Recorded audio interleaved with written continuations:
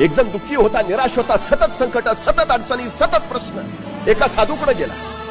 मला म्हटलं सुखाचा मंत्र द्या हो, सुखाचा काहीतरी मार्ग सांगा. रोज कटकटी, रोज प्रश्न, रोज समस्या, रोज अडचणी, काही ना काही आहेच. साधू म्हटले तुला मी सुखाचा मंत्र देतो, फक्त माझं छोटंसं काम करायचं. म्हणे काय? म्हणे शेजारी माझे सगळे उंट ओळीनं बांधलेत, आज रात्रीचा या उंटांना पहारा दे.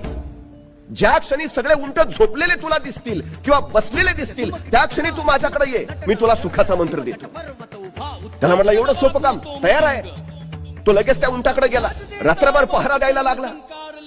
त्याला वाटलं की काही लोक 10ला झोपतात, काही 11ला, काही 12ला, पण 1 वाजेपर्यंत सगळे गाढ होतीलच ना. तास 2 तास थांबावं लागेल. पण 9 वाजले, 10 वाजले, 11 वाजले, 12 वाजले, उंट जागेच.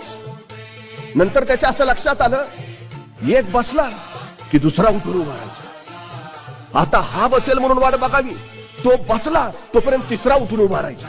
आता तिसरा थोड्या वेळात बसेल, तो बसला तोपर्यंत चौथा. अख्खी रात्र त्यातच गेली.